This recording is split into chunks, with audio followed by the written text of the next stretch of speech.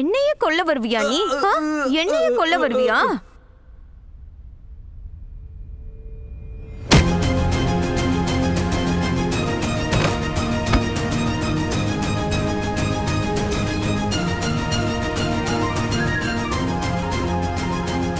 வண்டியா ஓட்டுற?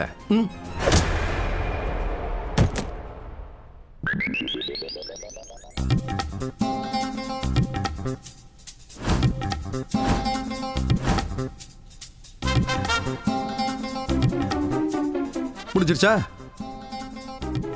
உனக்கு கிஃப்ட். இவனுக்கும் நான் யாருன்னு காட்டுறேன்.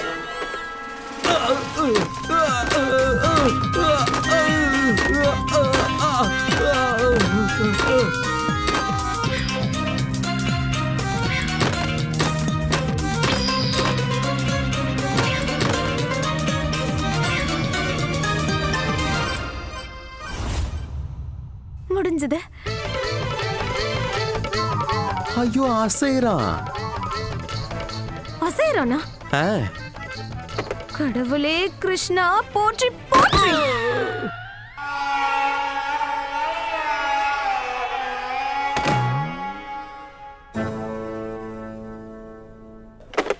விழுந்துட்டா.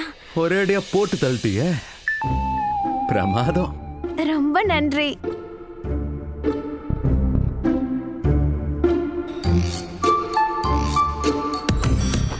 இவன் மறுபடியும் அசைறான்.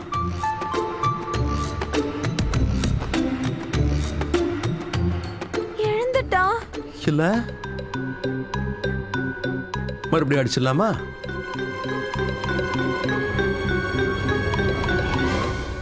வா, அட வாப்பா. ஐயோ,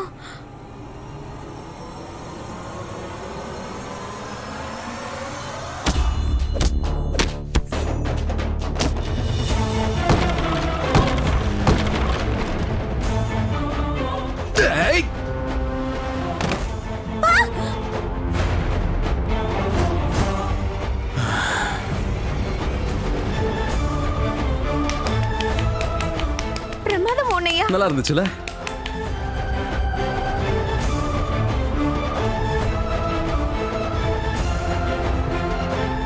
சுவாரஸ்யமா இருந்துச்சா?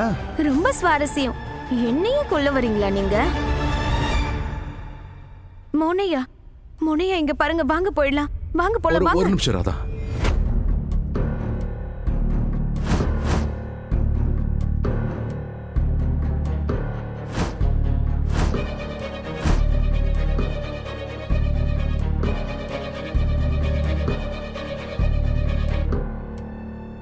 மோனையா, எனக்கு புரியுது, உங்களால தனியா இவங்களை சமாளிக்க முடியும். ஆனா இப்ப வாங்க போயிடலாம். இவங்க எந்திரிக்கிறதுக்கு முன்னாடி போயிடலாம். வாங்க வாங்க. நான் இது எல்லாம் ஹீரோ ஆகிறதுக்காக ஒண்ணு பண்ணல.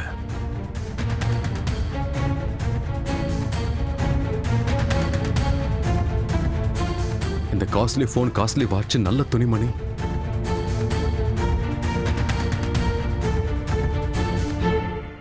இவங்கெல்லாம் இங்க பணத்தை கொள்ளையடிக்கிறதுக்காக வரல. வேற ஏதோ காரணத்துக்காக வந்திருக்காங்க. உங்களுக்கு எப்படி தெரியும் மோனையா இந்த ஆபீஸ்ல இன்னும் எவ்வளவு ரகசியங்கள் மறைஞ்சிருக்குன்னு?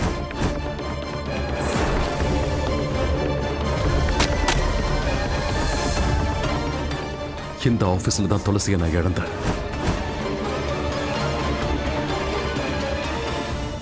ஆனா உனக்கு எதுவும் ஆக விட மாட்டேன்.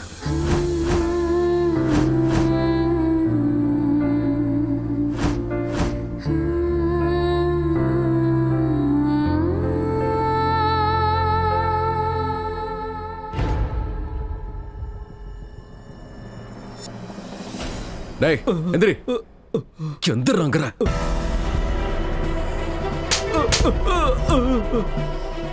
எந்திரி. சார், சொல்லு, எதுக்காக ராதாவை கொல்ல வந்தேன்னு சொல்லு. சொல்லு. சொல்றா. எனக்கு தெரியாது சார். தெரியாதா? இப்ப சொல்லு, உன்னை யார் அனுப்புனா? எதுக்கு கொல்ல வந்த? இல்லனா உன் உடம்புல இருக்கிற எல்லா எலும்பையும் உடைச்சிருவேன். சொல்லிரு. சொல்லு. ஒரு மேடம் தான் காசு கொடுத்தாங்க இதெல்லாம் பண்றதுக்காக. எந்த மேடம்? அவங்க பேர் என்ன? சார் பேர்லாம் தெரியாது. பார்த்ததும் கிடையாது. 2 தடவை போன்ல பேசியிருக்க அவ்வளவுதான். போன்ல பேசியிருக்கியா? அப்படின்னா நம்பர் இருக்கணும்ல. நம்பர் கொடுக்குறேன் சார். கொடுக்குறேன் சார்.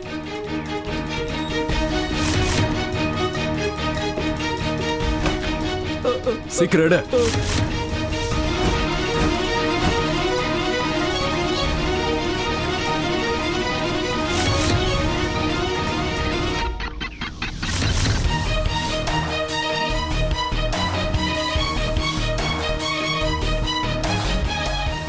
சார் இந்த நம்பர் தான் சார்.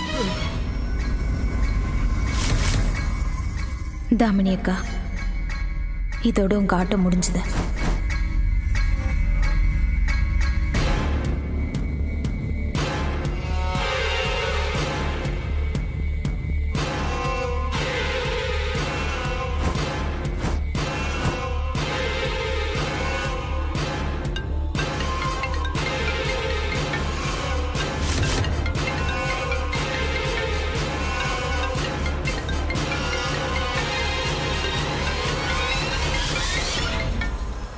ஹலோ, உங்க வேலை முடிஞ்சது மேடம்.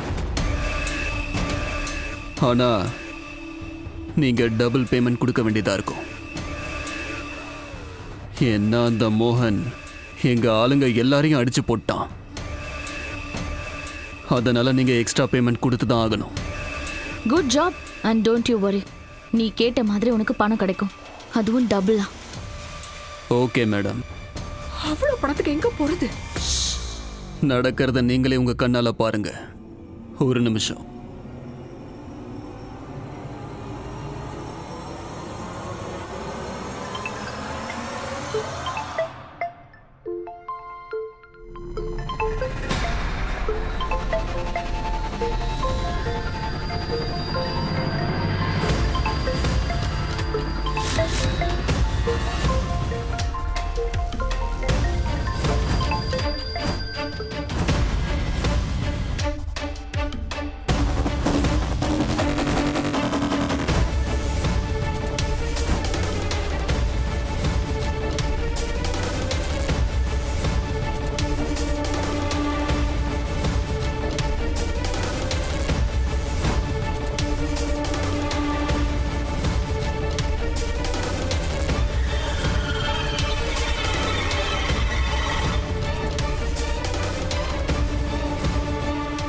நான் தான் அப்பவே சொன்னேன்லம்மா, ராதாக்கும் மோகனுக்கும் உள்ள உறவுக்கு எண்டு கார்டு போட்டுருவேன்னு.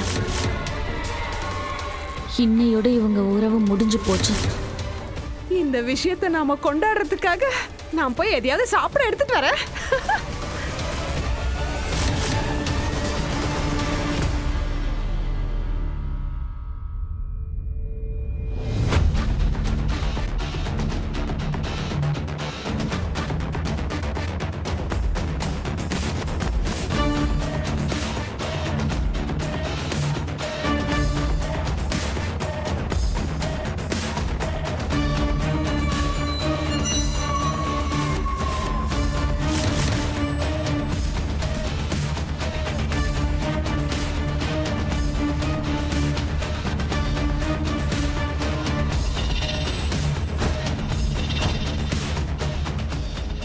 இந்த போன் உன்கிட்ட எப்படி?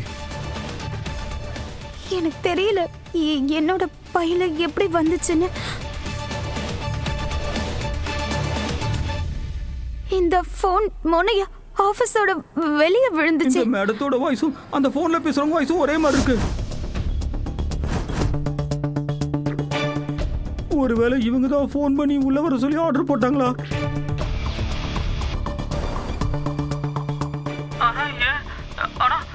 இவங்க தான் அப்படி சொன்னாங்க. அந்த பொண்ணை காப்பாத்த ஒருத்தன் உள்ள வருவான்னு சொன்னாங்க. ஏய், எதுக்கு போய் சொல்ற மோனையா? மேடம், என்ன மேடம் இப்படி பேசுறீங்க?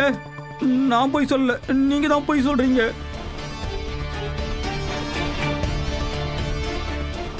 பாருங்க, எங்களை அடிச்சு எப்படி பண்ணிட்டாருன்னு. எல்லாரையும் அடிச்சு போட்டுட்டாரு மேடம். இதுக்கு நீங்க டபுள் பேமெண்ட் எனக்கு கொடுக்கணும். முதல்ல இப்படி ஒளறத நிறுத்த. மோனையா மோனையா இவங்கெல்லாம் போய் சொல்றாங்க. ஏன் பேச்ச நம்புங்க, நான் உண்மையை சொல்றேன். இதெல்லாம் பண்ணது தாமினி அக்கா. தாமினி அக்கா அந்த சிசிடிவி கேமரா மூலமா என்ன பார்த்துட்டு இருந்தாங்க. இவங்களுக்கெல்லாம் உதவி செஞ்சாங்க. இவங்க கூட இன்னொரு ஆள் இருக்கான். அவனை எனக்கு நல்லாவே அடையாளம் தெரியும். அவன் அவங்களோட பழைய ரவுடி மோனையா எனக்கு நல்லா தெரியும். அதனாலதான். போதும் ராதா,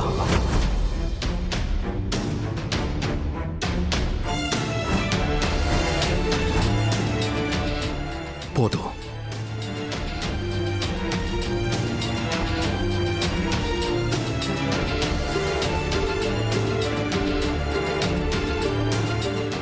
ஏய், வாடா வாடா, எந்திரிச்சு வாடா.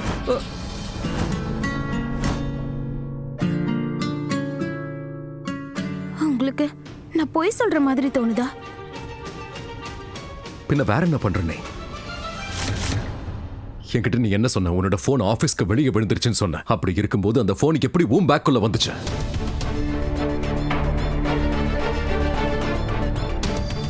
மௌனையா, ஒருவேளை இந்த ரவுடி பசங்களே ரகசியமா என் பேக்ல இந்த போனை போட்டிருக்கலாம்ல. அப்போ எப்போன்னு தெரியுமா? தெரியாது. தெரியாது. சரி, போனை கூட ஒரு சைடுல அப்படியே வச்சிடலாம். நீ என்கிட்ட என்ன சொன்ன? தாமினி உன்னை சிசிடிவி கேமரா மூலமா பாக்குறேன்னு சொன்னல. எலக்ட்ரிசிட்டியே இல்லைன்னு போது அப்புறம் எப்படி? மௌனையா மௌனையா, நான் தானே ஃபியூஸை போடுங்கண்ணே. நான் தான் சொன்னல தாமினி அக்கா சிசிடிவி கேமரா மூலமா பார்த்து இவங்களுக்குலாம் உதவி செஞ்சுட்டு இருக்காங்கன்னு. அதனாலதான் நான் எல்லா சிசிடிவி கேமராவையும் உடைச்சேன். ஃபியூஸையும் போடுங்கண்ணே. மோனையா அந்த ரவுடி பசங்களெல்லாம் அனுப்பினது தாமினி அக்கா தான். நான் சொல்றது கேளுங்க மோனையா. போதும், நிறுத்து ராதா.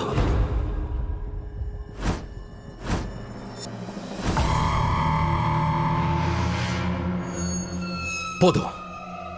நீ பண்ற ஒவ்வொரு தப்புக்கும் தாமினியை பிளேம் பண்றதை நிறுத்து. உடம்பு சரியில்லாம வீட்டுல படுத்திருக்கா.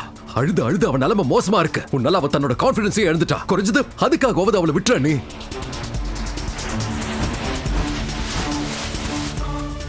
எல்லாத்தையும் தாமினி பண்ணலாம். மோகனையா, நீங்க மறுபடியும் தாமினி அக்கா வலையில விழுறீங்க. நீங்க தப்பான ஆளை நம்புறீங்க மோனையா. அவங்க தப்பானவங்க. ஒரு தடவை யோசிச்சு பாருங்க மோனையா, நான் ஏன் இப்படி எல்லாம் பண்ண போறேன்? இப்படி பண்ணி எனக்கு என்ன கிடைக்க போகுது? என்னோட பார்வையில நீ நல்லவளா மாற முடியும்.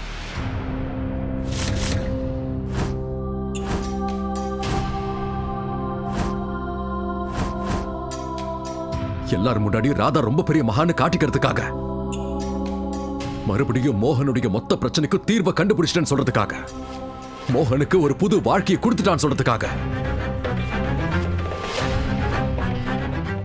ராதா ஒரு உதவாக்கற சோம்பேறி மோகன தகுதியானவனா பொறுப்பானவனா மாத்திட்டேன்னு சொல்ல. இது எல்லாத்தையும் நீ இதுக்காக தானே பண்ற? நீ ஒரு பெரிய மகான்னு காட்டிக்கிறதுக்காக தானே? மறுபடியும் எப்படி நீ ஆபீஸ்க்கு என்ன திரும்ப கூட்டு வந்த? வாழ்க்கை முழுக்க நான் உனக்கு நன்றி கடன் பட்டிருக்கிறதுக்காக தானே? இதுதான் உன்னோட பிளான் இல்ல? ராதா, மோகனுக்கு தாமினியோட சுயரூபத்தை காட்டுறது ரொம்பவே கஷ்டம். தாமினிக்கு அவரு பெரிய அநியாயம் பண்ணிட்டு தான் நினைச்சிட்டு இருக்காரு. தாமினி முன்னாடி குற்றவாளியா இருக்காரு. அதுக்காக தான் மோகன் மனசுல தாமினிய பத்தி நிறைய பரிதாபம் இருக்கு. அவ விஷயத்துல உணர்ச்சி வசப்படுவாரு. அதனாலதான் மோகன் மனசுல தாமினி பாவங்கிறத தூக்கி போடுறதுக்கு ரொம்ப கஷ்டம். நான் எவ்வளவு முயற்சி பண்ணிட்டேன் ராதா, ஆனா அது என்னால முடியல. ஆனா நீ அந்த வேலையை செஞ்சாகணும்.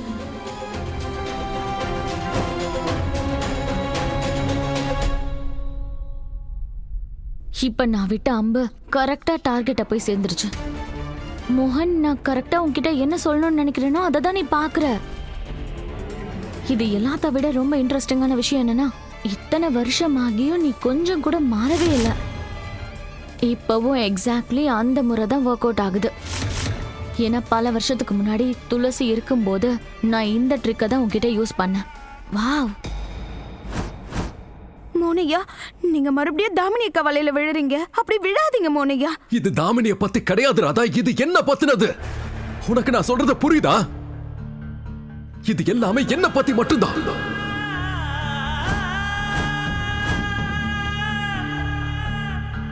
உனக்கே தெரியும்ல, இந்த ஆபீஸ்ல எனக்கு கெட்ட ஞாபகங்கள் மட்டும் தான் நிறைஞ்சிருக்குன்னு. ஞாபகம் இருக்கா இல்லையா உனக்கு?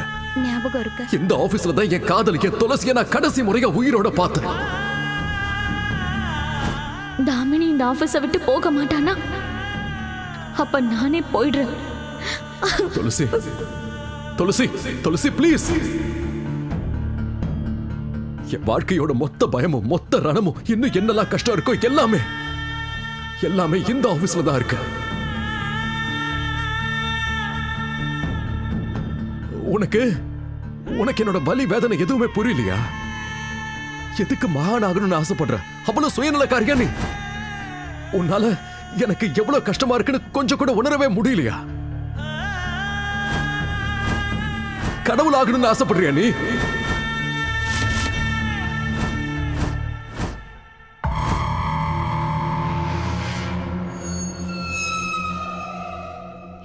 இந்த தாமினி இப்ப இது தேவையாமா? இப்ப தேவைதான். உண்மையாவே இத்தனை நாளா இந்த ராதா மோகனோட காதல் விளையாட்டை தான் பார்த்திருக்கேன். இப்ப கொஞ்சம் ஆக்ஷனும் பாக்குறேனே. எடுத்துக்கோ எடுத்துக்கோ. பாருங்கம்மா, இதை விட சூப்பர் மூவி உங்களுக்கு எங்க கிடைக்கும்? மௌனையா, நான் கடவுளாகவும் ஆசைப்படல, நான் மகானாகவும் ஆசைப்படல. நான் வெறும் உங்க மனைவிங்கிற முறையில, உங்களுக்கு ஒரு நல்ல தோழிங்கிற முறையில நீங்க மறுபடியும் ஆபீஸ்க்கு வரணும்னு நினைச்சா அவ்வளவுதான். ஆனா இந்த மாதிரி உங்க மனசை கஷ்டப்படுத்திலாம் இல்ல, நல்ல விதமா மௌனையா.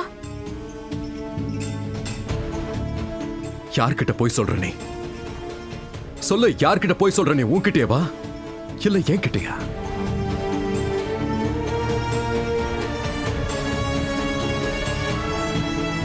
நீ எவ்வளவு பெரிய பிடிவாதக்காரன் எனக்கு தெரியும் ராதா.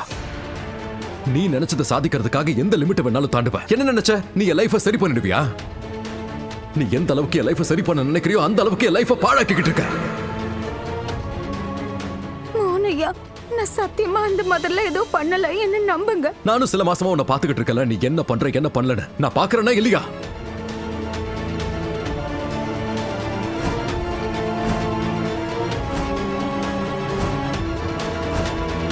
உன்னை பொறுத்த வரைக்கும் தாமினி குஷிக்கு ஒரு நல்ல அம்மாவா இருக்க முடியாது. அதனால அவளை தள்ளி வச்சுட்டு நீ என்ன கல்யாணம் பண்ணிக்கிட்ட. ஆனா அதோட விளைவு என்னாச்சு?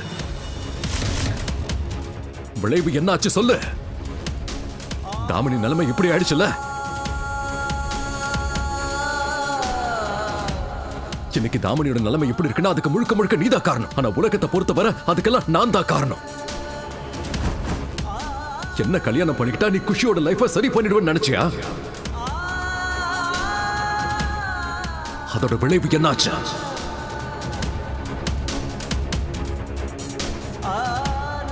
உன்னாலதான் குஷியோட கஸ்டடி கேஸ் இன்னமும் நடந்துகிட்டு இருக்கு. இந்த கஸ்டடி பெட்டிஷனை 6 மாசத்துக்கு அப்புறமா நான் மறுபடியும் ரிவ்யூ பண்ணுவேன். அதுக்குள்ள ராதாவும் மோகனும் இந்த கோர்ட்டுக்கு ப்ரூஃப் பண்ணணும் அவங்க குஷிக்கு நல்ல ஒரு பேரண்ட்ஸ்னு. எனக்கு தெரியாது, யார் வேணாலும் எந்த நிமிஷம் வேணாலும் வந்து என்கிட்ட இருந்து குஷியை பறிச்சுட்டு போயிடுவாங்க. ஏன்? எல்லாம் உன்னால. 4 நாளைக்கு முன்னாடி என்ன ஆச்சு? நீயே சொல்லு. 4 நாளைக்கு முன்னாடி என்ன ஆச்சு? நீ குஷியோட ஸ்கூலோட ஸ்பீச்சையே மாத்திட்ட. எதுக்கு? நான் ஆபீஸ்க்கு வரதுக்காக. என்னோட அப்பா வேலைக்கு போக மாட்டாரு, ஆனா அவர்கிட்ட நிறைய பணம் இருக்கும். எனக்கும் அப்படியே இவர மாதிரி ஈஸி லைஃப் வாழணும். எனக்கும் இவர மாதிரி தான் ஆகணும். அதோட விளைவு என்னாச்சுன்னு தெரியுமா? மொத்த ஸ்கூலுக்கு முன்னாடி, டீச்சர்ஸ்க்கு முன்னாடி, பசங்க முன்னாடி தலை குனிஞ்சு அசிங்கப்பட்டு நின்னுகிட்டு இருந்தேன்.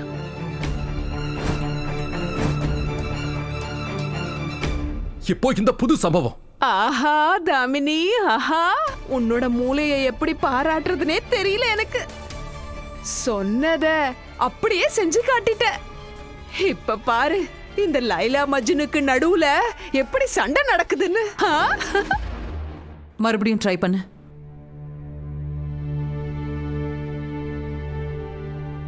கடவுள் கிருஷ்ணா, இன்னும் ஏன் ராதா வீட்டுக்கு வரல?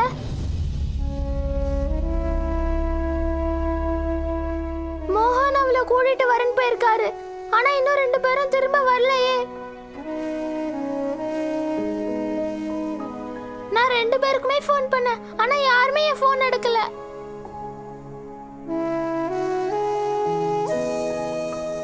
ப்ளீஸ் அவங்களை சீக்கிரமா வீட்டுக்கு அனுப்பிடுங்க ப்ளீஸ்.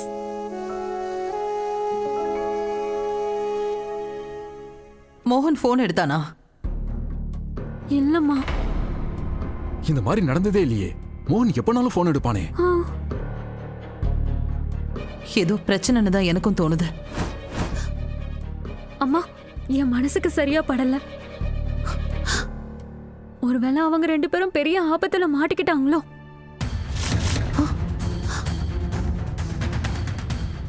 என்ன நடக்குதுன்னு ஒண்ணும் புரியலையே.